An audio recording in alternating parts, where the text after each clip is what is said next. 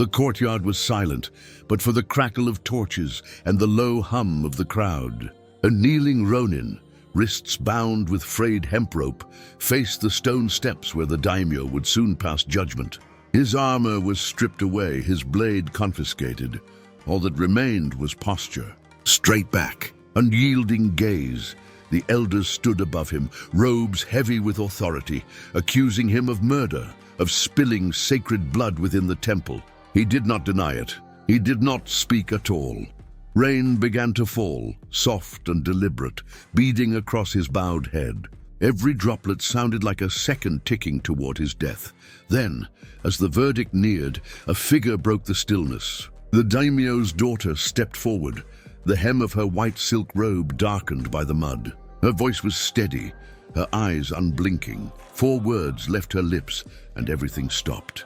The trial had begun at dusk, but the story started long before that evening, in a province that lived and breathed obedience. For 30 years, Lord Kagemori ruled this valley with discipline that left no space for error. His word shaped the rhythm of the rice harvest, the weight of punishment, even the silence inside the temples. To defy him was not rebellion, it was suicide. His daughter, Lady Sayaka, grew in that silence. From childhood, she watched her father measure justice in gestures rather than words. He believed mercy weakened men. Sayaka learned that to speak too freely was to invite shame upon the house. So she spoke only when asked. The temple at the foot of Mount Yon was sacred to their clan, a sanctuary where the Ronin once served as a gatekeeper. His name was Ryosuke, though few remembered it. He had once worn the crest of another lord, one executed for treason. His presence here was tolerated, not welcomed. When pilgrims came, they bowed before the Buddha, not the man sweeping its steps. No one ever imagined that Ryosuke's hands, once bound to service, would one day be accused of murder. The night before the crime, a storm had swept the valley. Lanterns flickered in the wind, and the temple bell rang once, though no monk had touched it. By dawn, the high priest was dead, throat cut, incense still burning. Ryosuke was found kneeling beside the body, his robe stained with blood.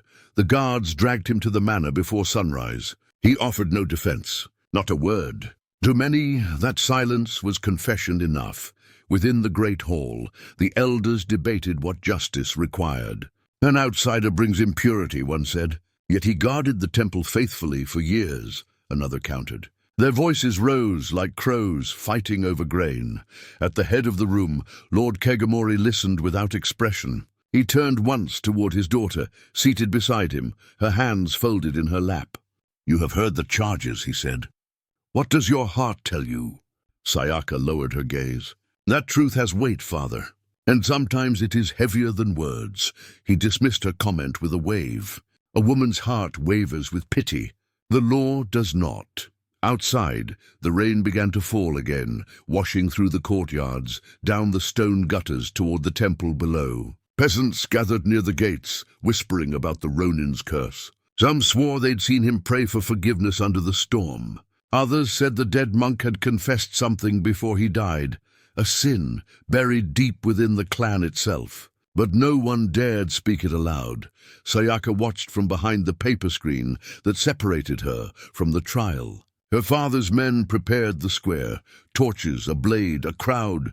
She thought of the monk's quiet eyes, and of Ryosuke, the man who had once returned her dropped fan without looking into her face. There had been no malice in him then, only fatigue. When the guards led him into the courtyard, she felt the faintest tremor inside her chest. Not fear, not pity, but recognition. Something about his silence didn't feel like guilt. It felt like restraint. If you honor stories like this, subscribe and tell me where you're watching from. Every listener helps keep the spirit of the samurai alive. The torches hissed as rain touched their flames. The daimyo sat on the raised platform beneath the wooden canopy, his armor lacquered in black and red, his face calm but unreadable. Behind him hung the clan's banner, a golden moon on a crimson field. Before him the Ronin knelt. His clothes were soaked, his hair tied carelessly with a strip of hemp. 2 guards stood on either side, waiting for the order. Ryosuke, the daimyo said, his voice deep and deliberate. You served this clan for 7 years as keeper of the temple gates. Tell me why you defiled the house of Buddha. The Ronin said nothing. His eyes were fixed on the ground, neither submissive nor defiant. The chief elder took a step forward. He was found beside the corpse, my lord. The priest's throat was cut with a blade of the same make as his own. The daimyo's hand rested on the arm of his chair. Show it. A guard brought the weapon, a short katana sheathed in cracked black lacquer. It was old, worn smooth by years of use. When the blade was drawn, it gleamed even under the grey sky. The daimyo's gaze hardened. Is this yours? The Ronin looked up for the first time. His eyes were steady, unflinching. He gave a single nod. Whispers rippled through the crowd. To admit ownership was to invite death. The elder pressed further. Why did you kill him? Speak. Still silence. The rain fell harder, drumming on the tiled roofs. The daimyo rose from his seat. You refuse to answer. That is contempt before judgment. Tell me, what truth is heavier than your life? The Ronin's lips moved faintly as if to speak, but then he stopped. Instead, he bowed once, his forehead touching the wet ground. That simple motion sent a tremor through the onlookers. Bowing before the daimyo could mean one of two things, apology or defiance. Lord Kagemori turned to his retainers. There will be no more talk. His silence condemns him. Sayaka's breath caught. From her place behind the screen, she saw the faintest twitch in Ryosuke's hands, not of fear, but of restraint. The guards seized him by the arms and dragged him to the post where executions were carried out. The courtyard filled with murmurs. A murderer of monks. A cursed wanderer, an omen of ruin. The daimyo spoke again, his tone cold as stone. Every man bears the mark of his deeds. If he will not speak, the sword will. A retainer unsheathed a long blade, the executioner's sword polished and wide. Rain streamed down its edge like tears. Sayaka looked to her father. Father, allow me to question him once more. He frowned. This is no matter for a woman. Then let it be for truth. Her voice cut through the noise like a bell. Even the guards hesitated. But her father only gestured sharply. Stand back. The executioner stepped forward. Ryosuke closed his eyes. The faintest smile crossed his lips, not of peace, but of understanding. At that moment, a sudden gust swept through the courtyard. The torches flickered. The clan banner snapped in the wind. And then, from the edge of the crowd, a monk's cry pierced the rain. Stop! All eyes turned. A young acolyte stumbled forward, drenched and trembling. My lord, there is something you must see, he gasped. In his hands, he carried a scroll sealed with wax. The temple's nightly record. The daimyo gestured for it to be brought. The seal was intact. When broken, the parchment revealed neat calligraphy. The attendance of all temple guards. At the bottom, beneath the night's hour, a single note had been added in fresh ink, written by the dead monk himself. Gatekeeper Ryosuke, dismissed before sunset for temple repairs. A silence heavier than rain fell. The daimyo's jaw tightened. Who else had access to the temple after dark? No one answered. The elders shifted uneasily. The record had shattered the certainty of their accusation. Sayaka stepped from behind the screen, breaking custom. The crowd murmured. It was unthinkable for a woman of her rank to stand before the council. Father, she said quietly, if the record is true, then the man before you was not there when the monk died. Her father's expression was carved in stone. You would question your own blood for a vagrant. I would question anyone who fears the truth. The daimyo's hand struck the armrest of his chair, loud enough to silence the rain itself. Enough! But Sayaka did not lower her gaze. For the first time in her life, she felt the weight of words rising against the gravity of silence, and Ryosuke, kneeling in chains, turned his head slightly, the faintest nod of acknowledgement, as if recognizing an ally in the storm. The cell was small, no larger than the space beneath a stair. Damp straw lined the floor. A single window slit let in the scent of rain and iron.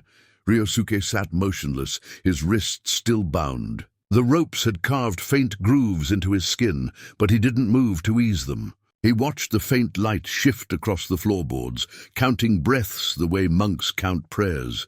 When the guards brought him food, he didn't eat. When they cursed him, he didn't look up. Silence had become his only blade, and he wielded it with precision. Beyond the cell walls, thunder echoed through the valley. The festival of Obon should have filled the night with drums and lanterns, but this year the manor remained dark. A shadow hung over the land, the kind that made dogs bark at nothing and farmers whisper before bowing too low.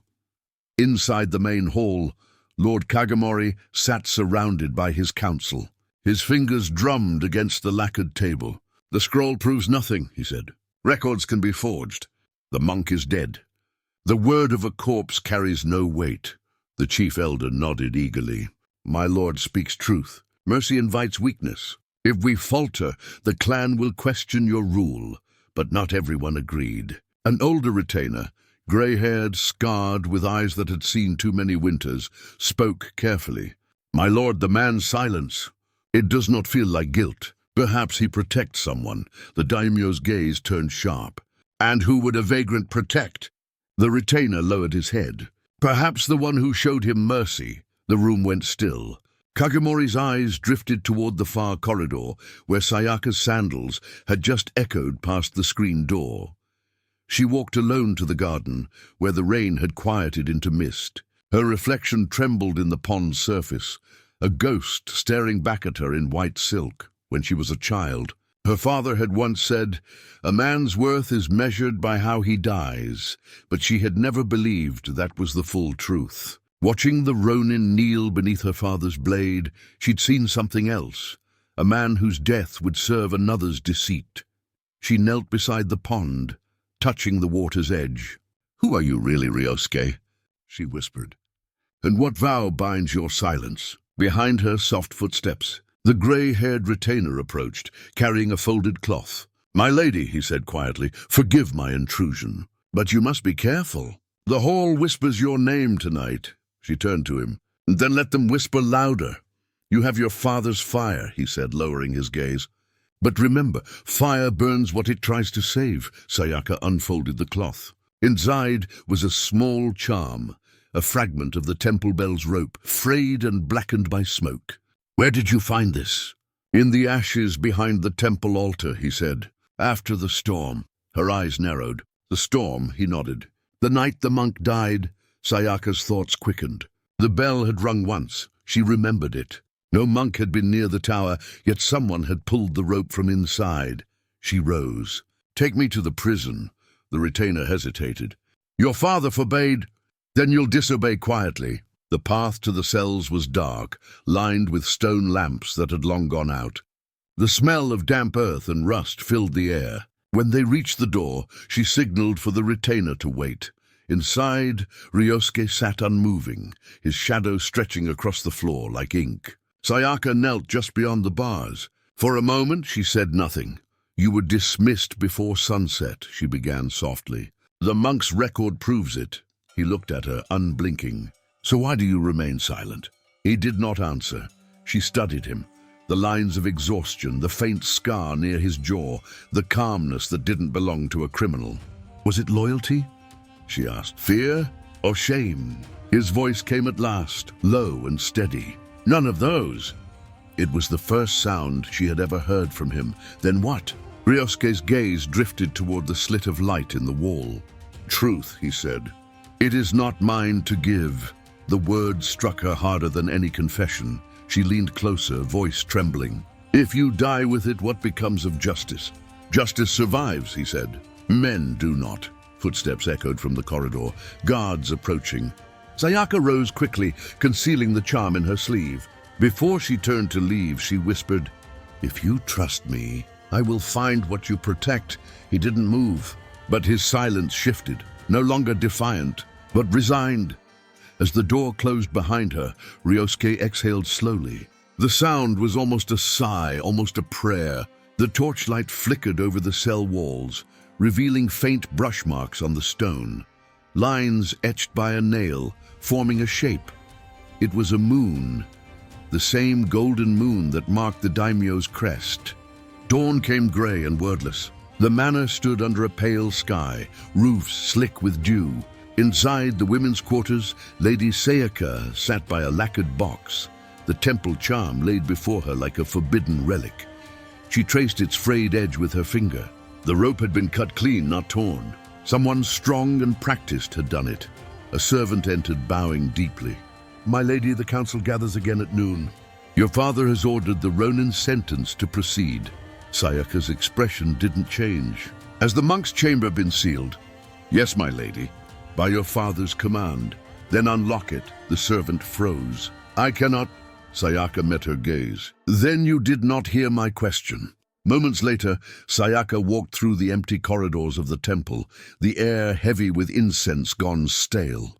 The altar was blackened from the storm's lightning strike. The Buddha statue cracked along one shoulder. She knelt before the threshold. The tatami was still stained with old blood. A faint metallic scent lingered beneath the smoke. When she slid the monk's chest open, she found scrolls wrapped in cloth, untouched by fire. Inside them, she saw temple accounts, offerings, repairs, travel logs. All neat, all ordinary. Except one. It bore the seal of the Kagemori clan. The handwriting was delicate, precise. Her father's. Her pulse quickened. The scroll wasn't a temple record at all. It was a land decree, an agreement signed in secret, transferring part of the temple's land to the clan for military expansion. At the bottom, a note from the monk's hand. "I cannot bear this deceit. The Buddha will judge us all." Sayaka's hands trembled. The monk had tried to stop it. Her father had silenced him, or ordered someone to. A noise behind her, footsteps soft as breath. She turned sharply. It was the grey-haired retainer, the same man who'd warned her in the garden. "You shouldn't be here, my lady," he said quietly. "Then why are you?" "I followed you to protect you." He looked at the open scroll. "You found it. You knew." His silence answered for him. Sayaka stood, eyes sharp. "Tell me everything." He hesitated, then bowed his head. "Your father sought to fortify the valley before the shogun's inspection. The temple land was the only path wide enough for soldiers. The monk refused. He threatened to speak to the inspectors. So the order was given. By whom?" He didn't answer. Sayaka's voice lowered to a whisper. "Was it my father?" The retainer looked away. "The burden of a ruler is heavy, my lady. Sometimes justice bends," she finished. She stepped past him, clutching the scroll. Her heart pounded with each echoing footstep. Back in the prison corridor, Ryosuke was awake, kneeling by the light slit. The faint shape of the moon he'd carved was now complete. 2 lines forming the clan's crest. Sayaka stopped outside his cell. "I know why you're silent," she said. He didn't turn. "You protect the man who killed the monk. You protect my father." Ryosuke's eyes lifted at last. "If you know that, then you know why I cannot speak. Because it would destroy his name. Because it would destroy yours." Sayaka gripped the bars. "And what of truth? Of the man who died for it?" Ryosuke closed his eyes. He died believing silence could cleanse what words could not. He was wrong. The torchlight flickered. Sayaka could feel the old temple incense still clinging to his robes, a faint scent of cedar and ash. "What did he ask of you?" she pressed. Ryosuke hesitated. "To bear witness. Nothing more. And so you will die for it." He met her gaze. "A man who has already lost his name cannot die twice." Her throat tightened. For the first time, she saw the scale of his burden, the loyalty of a man who chose dishonor over deceit. Behind her, the retainer's voice echoed softly. "My lady, the council summons you." Sayaka looked once more at the Ronin. "When I speak, they will call it betrayal." He bowed his head slightly. "Then speak only what you must." She turned to leave, clutching the hidden scroll. Outside, the air had changed, a sharp wind sweeping through the courtyard, scattering petals from the plum trees. At the edge of the roof, the clan's golden moon emblem gleamed in the sunlight, the same mark Ryosuke had carved into his cell wall. Sayaka paused, staring at it. A symbol of power, a seal of guilt. For the first time in her life, she wondered whether her family's honor had ever truly been pure or merely polished. The council hall was lit with morning light, soft, deceptive, almost serene. Lord Kajimori sat before the open shoji, gazing over his courtyard as servants arranged his armor for the day's ceremony. The air smelled faintly of sandalwood and oil. Sayaka entered without being called. Her steps were measured, her voice steady. "Father, I have something to show you." He didn't look at her. "Your place is not in council chambers. My place is where justice is silent." The words made him pause. Slowly he turned. "What did you say?" She stepped forward and laid the scroll upon the table. "The monk kept this. It bears your seal." He glanced at it, unreadable. "And?" "It proves the temple lands were taken under false decree." Kagomori's eyes narrowed, a flicker of anger crossing the calm. "You have been misled. The handwriting is yours. The monk forged it." Sayaka's voice tightened. Then why was he silenced before he could speak? The air changed, heavier, colder. The guards outside the door exchanged uneasy looks. Kagomori rose, towering above her. "Because his words threatened the peace of this domain. He would have divided my people." "You mean he threatened your power?" The blow came faster than thought. A backhand across her face, not brutal but precise. The sound echoed through the room. Sayaka did not move. She only stared at him, one hand trembling near her cheek. "I will pretend you did not say that," Kagomori said softly. "You are my daughter, and I will protect you from your own foolishness." He turned to his retainers. "Seal the temple again. Burn every record within. And double the guard on the Ronin's cell." Sayaka spoke through her teeth. "You will kill an innocent man." "I will preserve order." She reached for the scroll, but a guard stepped between them, hand on sword. The parchment was taken from her grasp and placed back into her father's hands. Kagomori's gaze softened, but it was the softness of authority, not compassion. "You are my blood. Do not stain this house further." When she left the room, her vision blurred, not from tears, but from the heat of humiliation. In the corridor, the gray-haired retainer waited. "My lady," he whispered, "what has happened?" She brushed past him. "The truth has been executed before the man." As she disappeared down the passage, Kagomori turned to his council. "The trial resumes at sunset. No witnesses, no appeals." He looked toward the guards. "And the one who helped my daughter retrieve that scroll, bring him to me." That evening, thunderclouds gathered over the valley. The prison lamps burned weakly against the wind. Ryosuke sat in silence when the door opened, not for the guards, but for the old retainer. His hair was disheveled, his robe torn. "They know," he said quietly. "She showed him the proof." Ryosuke's jaw clenched. "Then she is in danger." The retainer nodded. "He will not harm her, but he will break her spirit." The Ronin looked at the wall where the clan's crest had been scratched into stone. "He already has." The retainer stepped closer, lowering his voice. "There's more. The blade that killed the monk, it was mine. They replaced it with yours after the deed." Ryosuke stared at him. "Then why tell me now?" "Because I am tired of silence," the man said. "And because I served your lord once, long before hers." For the first time, Ryosuke's composure faltered. "You were in Lord Takamura's guard." "Yes." The old man's eyes darkened. "When he was executed, I swore allegiance to Kagomori. I thought it would cleanse my past. But the stain only deepened." The Ronin leaned forward. "You cannot undo it now." "I know," the retainer said, pressing something into Ryosuke's bound hands, a small fragment of wax, bearing the same seal from the scroll. "But she might." Before Ryosuke could answer, the sound of boots filled the corridor.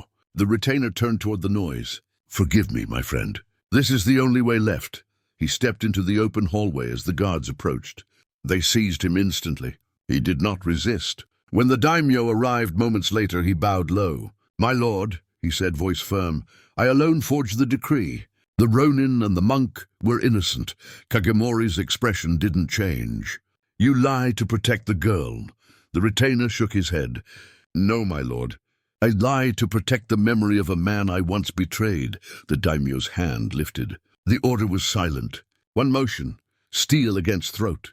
The retainer fell without a word. Inside the cell, Ryosuke closed his eyes. Another man had died for silence. Another sin buried beneath duty. Outside, the rain began again. In the main house, Sayaka knelt before her father's altar. The mark on her face had faded, but her resolve had not. She whispered to the empty hall, "If the law belongs to men, then let truth belong to those they call weak." The sound of the execution bell echoed across the valley, once, twice, 3 times. For the Ronin, for the monk, for the man who dared to tell her the truth. The night fell without stars. The rain had become a steady whisper against the roof tiles, filling every pause with sound. In her chamber, Sayaka sat beside an unlit lamp, her face reflected faintly in the bronze mirror. The mark her father left was gone, yet she touched it as though it still burned. The low table lay the charm she'd taken from the temple, the rope fragment, now placed beside a torn piece of parchment she'd retrieved from the old retainer's quarters before the guards sealed it. It was part of the same scroll, only this fragment carried 5 words written in fading ink. "The truth dies when feared." Sayaka read them again and again, the ink blurring as the oil from her fingertips spread across the paper. Outside, the bells of the watchtower tolled once, the first hour of the night. Ryosuke's execution was set for dawn. She rose and walked to the veranda. The courtyard below was dark, but she could hear the murmur of guards near the gate. Her father's banner hung limp, wet with rain. Sayaka whispered to the emptiness, "You taught me that silence protects the clan. But what if it only protects its sins?" In the prison below, Ryosuke sat with his back against the wall, eyes closed. He had not slept in 3 days. The scent of iron and mildew clung to his skin. He could hear the faintest echo of the temple bell in his memory, that single toll the night of the storm. He had carried that sound like a burden ever since. He thought of his master, Lord Takamura, who had chosen death rather than dishonor.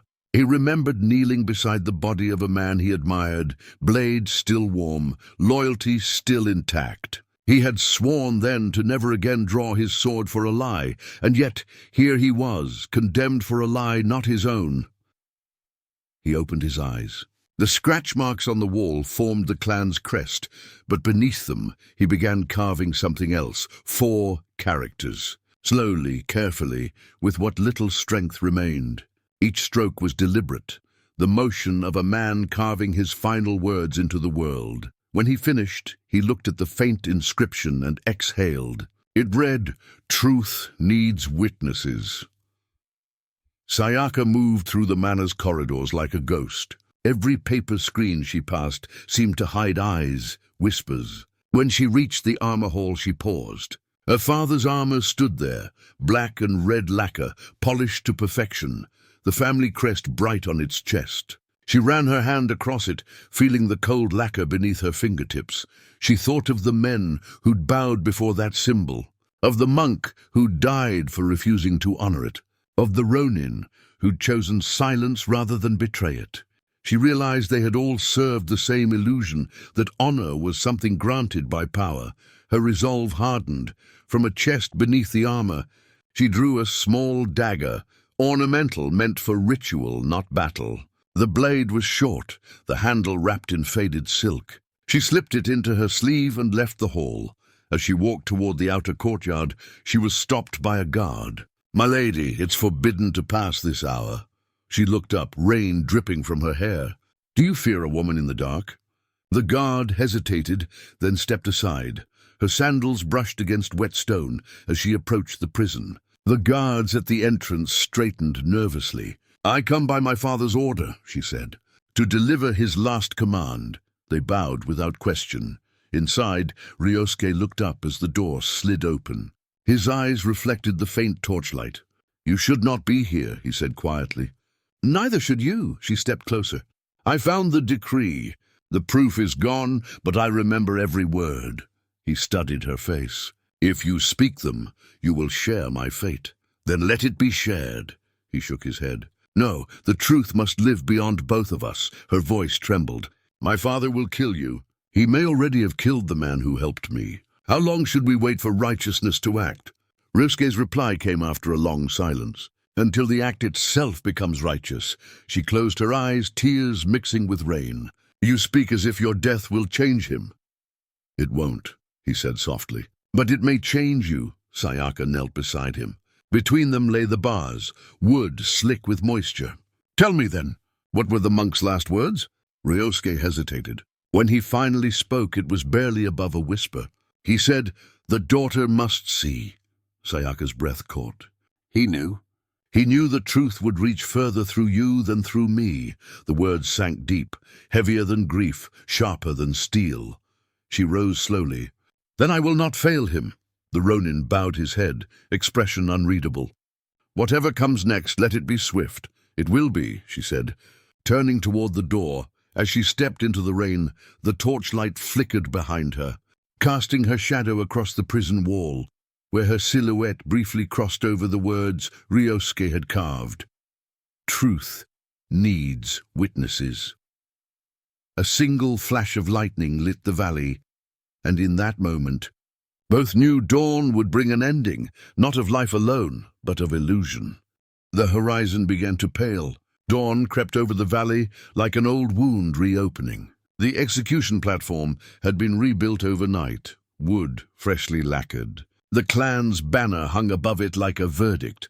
In the great hall, Lord Kegimori sat in meditation, hands folded before the ancestral altar.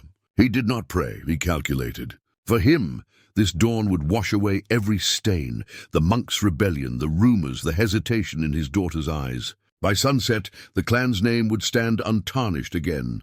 Outside, the guards prepared the square. The villagers gathered in silence. Rainwater pooled between the stones, reflecting the grey of the sky. In her chamber, Sayaka tied her hair with a plain ribbon. No ornaments, no silk. The mirror showed not a noble woman, but a shadow of one. Her eyes, once gentle, had the stillness of a blade about to draw. From the chest beneath her futon, she took the scroll fragment and the small dagger.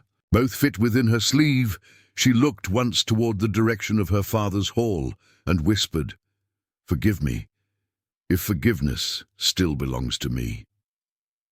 The sound of the bell echoed.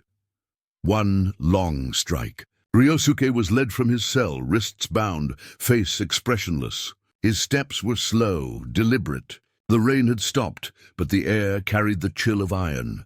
The guards escorted him past the temple ruins. He paused briefly as he passed the shattered Buddha. For a moment, his gaze softened, the faintest nod of respect to the man who died for truth.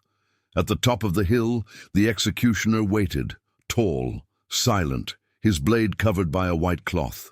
The daimyo's seat was set above the crowd, shielded by a canopy. Sayaka stood behind him, veiled. None dared speak to her. Kegimori's voice broke the stillness. "Ronin Ryosuke," he said, "you are found guilty of murder, blasphemy, and treason. Do you accept the judgment of your lord?" Ryosuke looked up at him, not in defiance, not in plea, but in recognition. Then he bowed once. "I accept nothing, but I understand it." The daimyo's jaw tightened. "Then meet your fate in silence." As the guards forced him to kneel, Sayaka's fingers brushed the hidden scroll inside her sleeve. Her heart pounded with each breath, a drum that counted her final choices. She looked around the courtyard, faces bowed, heads low. None would speak, none would question. In that sea of submission, she realized how absolute fear had become, and how thin the line was between obedience and complicity. The executioner lifted the blade. Sayaka's hand trembled. The dagger's handle pressed cold against her skin. In her mind, she saw the words carved into the prison wall. "Truth needs witnesses." She stepped forward. "Father?" The voice was clear, cutting through the air like a bell. All movement stopped. The daimyo turned sharply. "Sayaka," she bowed deeply before him. "Before his blood falls upon this ground, there is something all must hear." Kegimori's expression hardened. "This is not your place." "It is, because his silence was for me." The murmurs spread like fire through the crowd.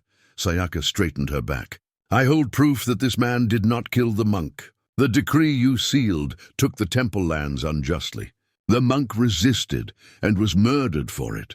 The Ronin took his blame to protect our name. Kagomori rose. Enough!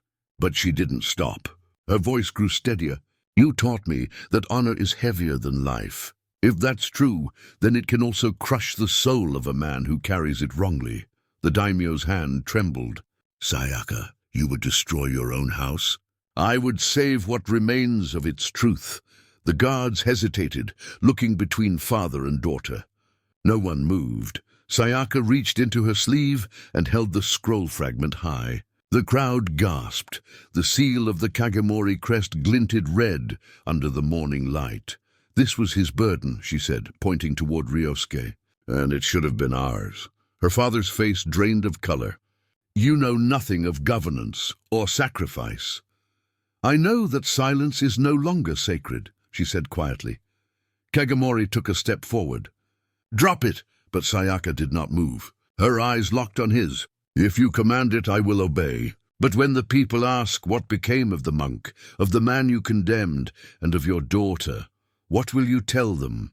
The courtyard held its breath. Even the crows had gone silent. Then slowly she lowered the scroll, not as surrender, but as offering. Father, she whispered, the time for silence has ended. He said nothing. His hand trembled above the sword hilt. At his feet the Ronin knelt unmoving, eyes open, gaze lifted toward her. For the first time he allowed a faint smile. It wasn't joy, but recognition, the kind one gives to a soul finally walking beside the truth. The tension hung like a blade between them. The truth was spoken, but judgment had not yet fallen. The dawn had come. Now came the reckoning. The rain began again, thin, cold, relentless. The execution square was silent, except for the whisper of falling water against the torches. Lord Kagomori stood at the center of that silence, hand hovering above his sword. Across from him, Sayaka knelt, her robe heavy with rain, the scroll fragment still clutched in her trembling hands. Between them the Ronin, motionless, kneeling, eyes lifted toward the grey sky. 1,000 unseen breaths waited for one command. Sayaka, the daimyo said finally, voice low but sharp. Stand down, she shook her head. If I do, then truth will never stand again. His hand closed around the sword hilt.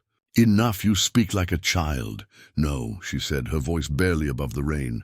Like your reflection. The words hit harder than any blade. Kagomori froze. Every man of this clan, she continued, fears you. Even when you do wrong, they bow lower. The monk bowed. The Ronin bowed. And I, she paused, breath trembling, I will not bow to lies. The daimyo's expression cracked. You shame your blood. Then let it be shamed in truth, not honored in deceit. The guards shifted uneasily. No one moved forward. The world seemed to hold its breath. Kagomori stepped closer. The distance between them shrank to the space of a heartbeat. Return the scroll, he whispered. And I will forget this. Sayaka met his eyes. If you forget, then everything dies with it. Her father's jaw tightened. You think words can cleanse a stain? No, she said softly. But silence made it spread. He raised the sword. The air itself seemed to shiver. In that instant, Ryosuke spoke for the first time before the court. His voice cut through the storm like steel. My lord, the daimyo turned sharply. Ryosuke bowed low, his forehead touching the wet earth. If death must come, let it come by truth, not deceit. The daimyo's blade lowered slightly. The silence grew unbearable. Sayaka's lips parted, her pulse pounding in her ears. And then she stood, her veil fell away, revealing her face to the entire court. Calm, unflinching, resolute. She took one step forward, rain dripping from her hair. Her voice steady, the 4 words left her lips. Quiet yet thunderous in their weight. The monk was mother. The courtyard gasped. For a moment, no one understood. And then the words unfolded like fire through dry fields. Sayaka's mother, the late Lady Aiko, long believed dead during an illness at the temple, had taken vows after discovering her husband's deceit in the land decree. She had lived in silence, guiding the temple in secret under a new name. The monk who opposed the daimyo's command was his own wife. Ryosuke's eyes closed. The truth was no longer his to protect. It belonged to her now. Lord Kegamori staggered back as if struck. His hand trembled on the sword. "You lie!" Sayaka's voice did not waver. "You buried her name to bury your shame, and when she resisted you, you sent your men. The Ronin found her body, not as a murderer, but as a son of honor carrying a woman who had once been his lord's lady." Gasps rippled through the crowd. The elders bowed their heads, some in disbelief, others in quiet understanding. Kagemori looked at his daughter, eyes wide, face pale. The sword slipped from his grasp and struck the ground with a dull clang. Rainwater ran down the blade like tears. He took one step toward her, voice cracking. "Sayaka, what have you done?" "What you could not," she said. I spoke her truth. The daimyo's knees weakened. For the first time, the ruler of the valley seemed small, a man stripped of every layer of power, left only with his guilt. He turned to the Ronin. You knew?" Ryosuke bowed. "I served her once, and I swore silence, not to protect you, my lord, but to protect her memory." The daimyo stared at him, realization breaking through grief. "You carried her body back to the temple?" "Yes," Ryosuke said quietly. "And I have waited for your daughter to speak the words I could not." Lightning flashed. Thunder rolled. The storm above the manor finally broke open. Kagemori sank to his knees. His hands trembled over the scroll fragment, now soaked with rain. For a long time, no one moved. Then, with slow, deliberate motion, he placed his sword flat before him, the gesture of surrender reserved for those who no longer sought forgiveness. His voice was hollow, stripped bare. "So, the gods have judged through my blood." Sayaka stepped forward and knelt beside him, her hand resting gently on the sword's hilt. "No," she whispered. "Through truth," her father bowed his head. "The clan will fall. Then let it fall standing." Behind them the crowd began to kneel, one by one, silently, until only the sound of rain remained. Ryosuke closed his eyes and whispered, "She spoke." A faint smile crossed his face as he lifted his head toward the dawn light. For the first time in years, the valley felt clean. As the camera would linger, we would see the 4 words echo across the rain, not shouted but remembered. They broke a man, freed another, and cleansed a bloodline. The storm passed before dawn, leaving behind a silence so deep it felt sacred. The courtyard was empty now, except for the remnants of torches drowned in rainwater. The banners of the Kagemori clan hung limp, their colors muted by the night's confession. Inside the great hall, Lord Kagemori sat alone. His armor, once polished like black glass, rested untouched in the corner. Before him lay his sword, its blade unsheathed, its edge reflecting the first light of morning. He had not moved since the trial ended. The retainers had long since fled, and even the elders dared not approach. Sayaka entered quietly. Her white robe clung to her still damp skin. She bowed once, but he didn't respond. "Father," she said softly. He spoke without turning. "When a man builds his house on silence, every word becomes a hammer." She lowered her gaze. "Then let the house fall." He breathed slowly. "You think you've freed them? You've only shown them what they worship." "I showed them truth." He shook his head. "Truth is not what binds men. Fear does. Order does. Take that away, and they tear each other apart." Sayaka stepped closer. "If they must tear apart the lie to rebuild, then let them." Kagemori finally turned to face her. His eyes were sunken, his hair unbound. He looked less like a lord and more like a man who had aged 50 years overnight. "Your mother said those same words," he whispered. Sayaka's throat tightened. "And you silenced her for it." He nodded slowly. "And now her voice lives in you." For a long time neither spoke. Only the faint hum of morning insects filled the space between them. Finally, Kagemori reached for the sword. Sayaka's heart froze, but he didn't raise it. Instead, he placed it flat before her, the gesture of surrender repeated. "Take it," he said. You carry the clan now." "Whatever remains of it." Sayaka hesitated. "I seek no power." "Then you may use it wisely," he replied. She took the blade, its weight unfamiliar but steady in her hands. "What will you do?" I will do what a man must when his honor can no longer serve the living. She knew what that meant. The words pressed heavy in her chest. Don't, she whispered. Let this end without more blood. He smiled faintly, a smile without warmth but not without peace. Blood built this house. It is only right that it should also wash it clean. That evening, when the villagers came to the manor, they found the Daimyo seated before the altar, motionless, his sword beside him, the incense still burning. He had met his end in silence, as if seeking to atone for every word he'd never spoken. Sayaka ordered the gates closed for 3 days. No bells rang, no banners flew. When the morning ended, she walked alone to the prison beneath the manor.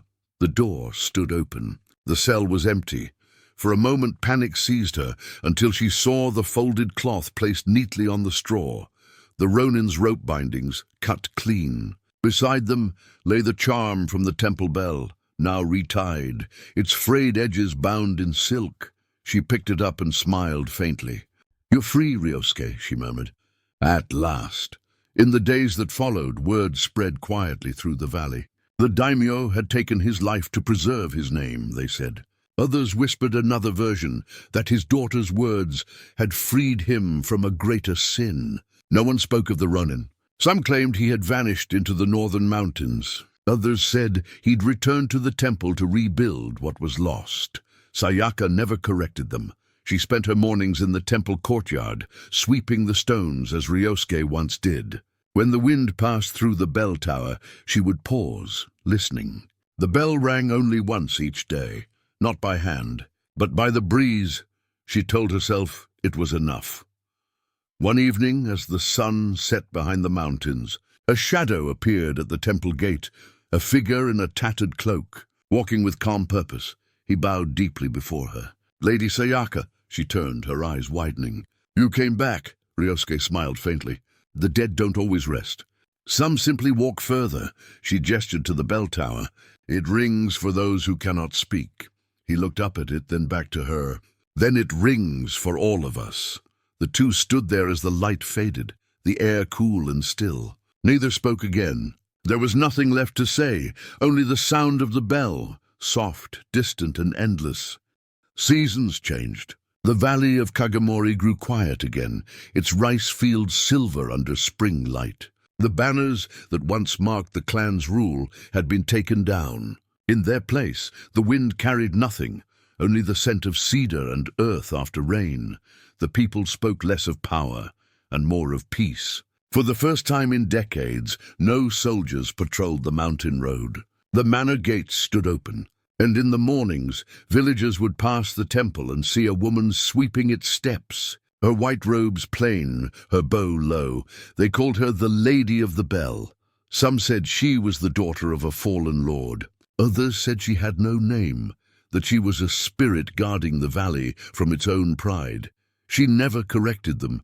Every day, at sunrise, she would pull the rope of the temple bell just once, the same rope that had hung from her mother's hands, the same that had called the monk to prayer, the same that had tolled for a man condemned.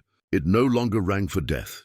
It rang for truth, and each time, somewhere in the forest beyond, a man in a worn cloak would pause in his steps. Listening, Ryosuke never returned to the village again, but his presence lingered like a promise fulfilled. He built no shrine, left no words, only silence, the kind that carried weight rather than shame. Those who met him on the mountain path described him as calm, courteous, and unarmed. They said he would stop to help travelers cross the river or repair a broken wheel, then vanish again into the mist. He carried no crest, no blade, only the memory of a woman who spoke 4 words that restored his honor. Years later, when Sayaka grew old and her hands began to tremble, she asked one of the temple boys to carve something on the stone beneath the bell.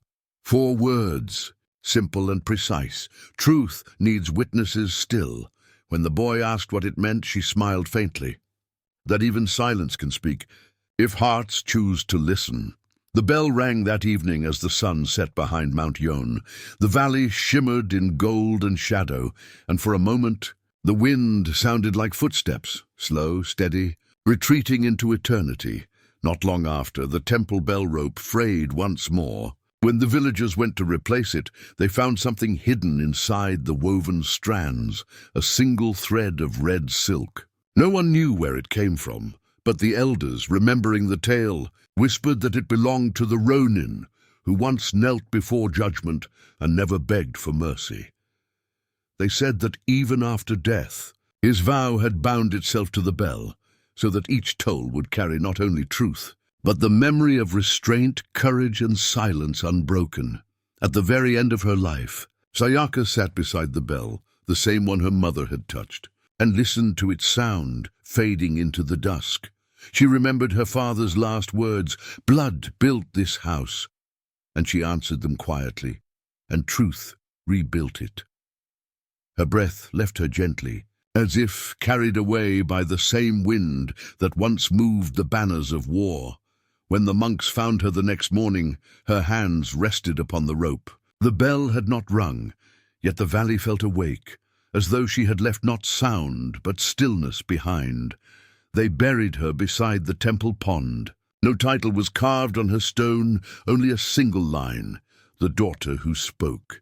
Years passed. The Kagomori clan's name faded from records, its lands absorbed into another lord's domain. But travelers still spoke of the valley where no one raised swords, where rain fell softly, and where a bell rang only once a day, not by human hand, but by wind. Some said it was coincidence. Others said it was remembrance. But those who listened closely could hear more than sound. They could hear meaning, and if one stood there long enough, at the right hour, with the heart quiet enough, they would swear the bell spoke again. 4 faint syllables carried. By air and distance, the monk was mother. The same words that once shattered a clan now bound the land in peace. This is how the story of the Kagomori Valley was told through generations. Not written on scrolls, but carried in memory. A lesson passed between fathers and sons, teachers and pupils, lovers and wanderers, that truth may be buried, but never killed. That silence may hide fear or protect grace, and that sometimes the smallest voice or 4 simple words can weigh more than 1,000 swords. If this story stayed with you, leave your mark below. Every comment, every listener keeps alive the spirit of those who chose truth over silence.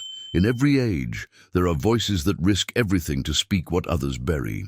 When you share their stories, you become part of that courage. So subscribe, traveler, and walk with us through the echoes of honor, sacrifice, and redemption. Because here, every story still rings, just like the bell in the valley of Kagomori.